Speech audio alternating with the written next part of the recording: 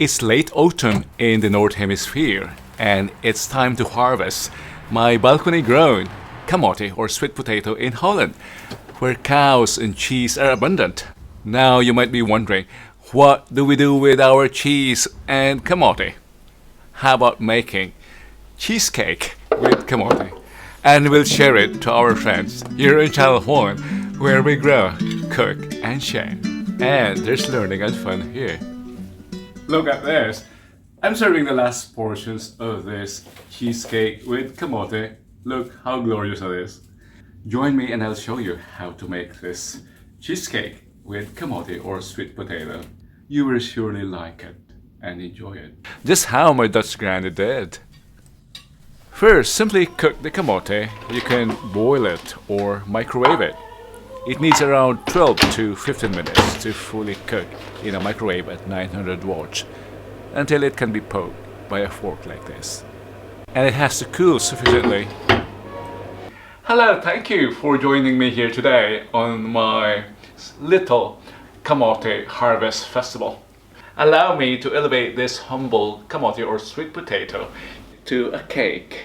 Let's add it into cheesecake. So we're baking today. In fact, we're not baking. We're making today cheesecake with sweet potato. This is a no-bake cake, that's why we're here, away from the kitchen. First, I'd like to show you the ingredients. First, for the crust, we need Marie or Graham. Around 2 cups of this when ground or when crumbled. Butter and sugar. We also need, preferably, this kind of tray. It's a spring mold.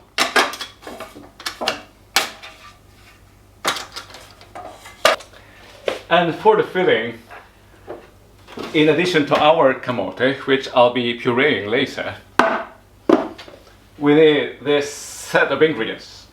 A bit intimidating, but they're simple and easy to find. I place the containers here for visual reference. Now the ingredients for filling: camote, brown and white sugar. We need cream cheese, 2 cups, whipping cream, and 1 teaspoon vanilla flavor, cinnamon, cloves, nutmeg, ginger. So we'll set this aside for now and we work on the camote. No, not on the camote, but on the crust. I'm using the cheapest available tea biscuits from the Albert Heijn. That's the biggest supermarket here. This is 35 cents. You can use Marie as well. The best way is to use a food processor. But if you don't have that, this is what you can do. Place the biscuits or the crackers into a plastic bag like this. And hammer it with a rolling pin. But since we have a machine, we might as well use it. I hope you don't mind the cloudy appearance of the container. I just ground sugar earlier. It doesn't contaminate this because anyway, we'll be adding sugar to this.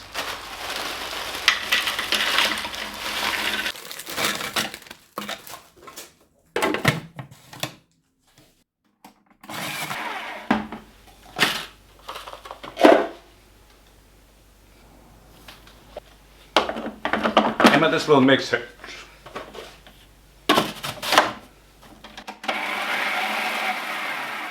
Yeah, this crumbles as well as mixes. So we'll use it as a mixer. It's quicker since we have it.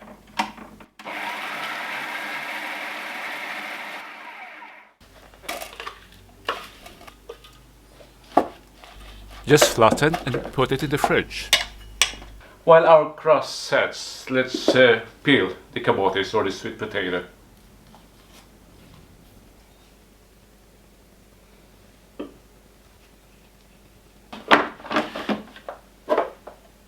I don't have to show you how I'll puree it, but this is the result.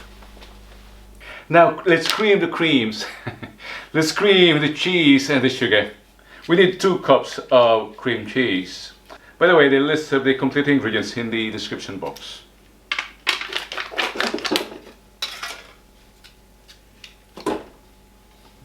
That was graceful.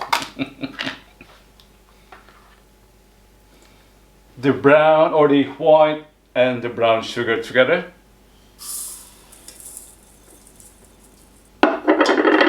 Why the brown, you might ask? It just gives this caramelized flavor, which is preferred, without giving it that bitter taste.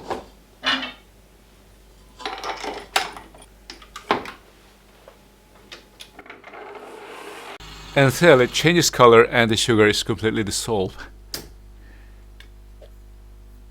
And we add the camote, or the sweet potato.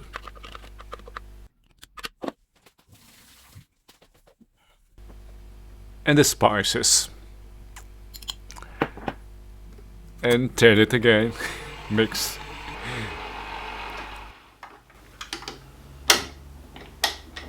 They're now well blended.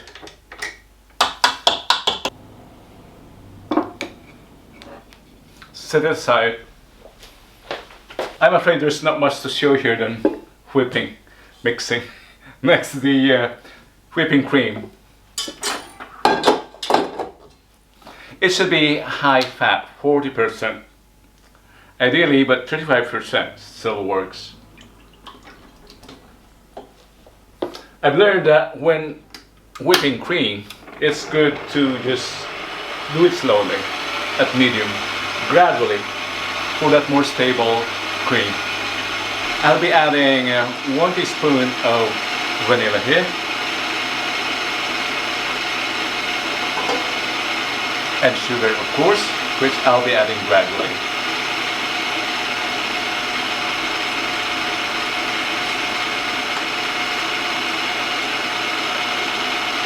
And just a pinch of salt. That would be enough. And let's wait until this stabilizes. We whip this until a stiff, very stiff peaks form, without curdling.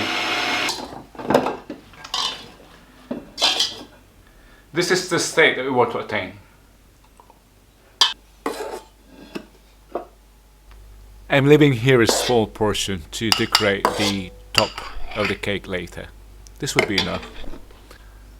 And I'm folding in the whipped cream into the mixture of cheese and camote. I'll do it in 3 batches. That was the first, now the second.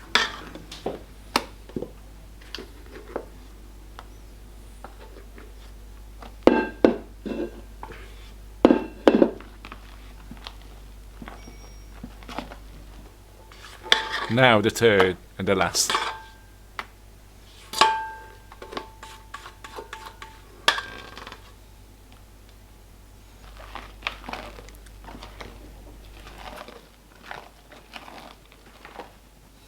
I see no more white streaks, so we can fill this. I'll get the crust.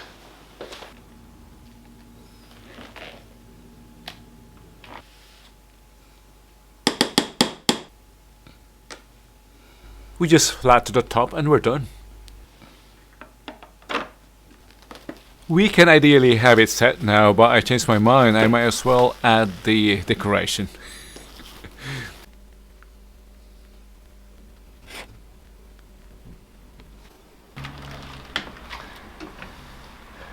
It's been approximately 3 hours outside. It's cold outside, so that's my natural refrigerator. It's time to slice it and share it to our friends. Yeah?